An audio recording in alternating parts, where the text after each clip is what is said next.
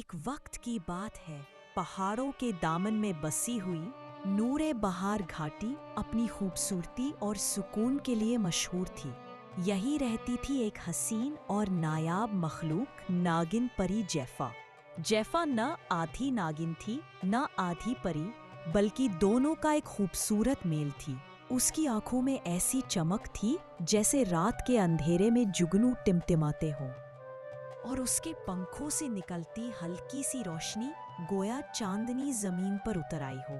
हर शाम वो झरने के पास बैठकर कोई मीठा सा तराना गुनगुनाती थी। उसकी आवाज में ऐसी नरमी थी कि हवा भी ठहर कर सुनने लगती। लेकिन एक रात जब चांद आधा था और रात की खामोशी गहरी, अचानक काली हवा का एक साया वादी में उतर आया।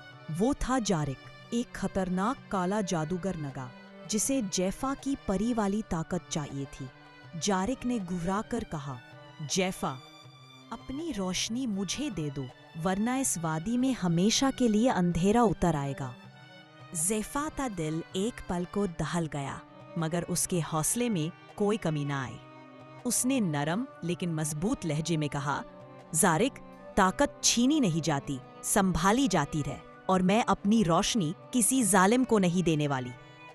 यह सुनकर जारिक का गुस्सा भड़क उठा। उसने काले धुएं से पूरी वादी को ढक लिया। परेशान परियां अपने पंख झुकाकर रास्ते ढूंढने लगी और नाग चट्टानों में छिपने लगे।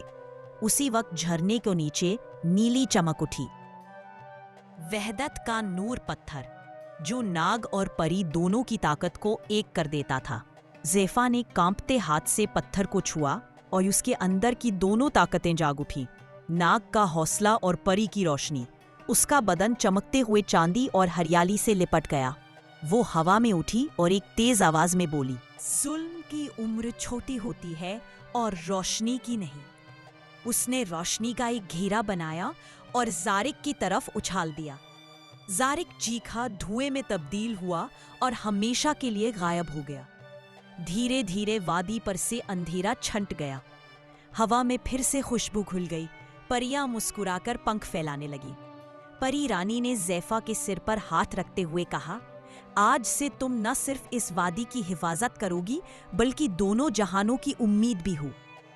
जैफा ने मुस्कुराकर आसमान की तरफ देखा और उसकी रोशनी में पूरी वादी नहा उठी।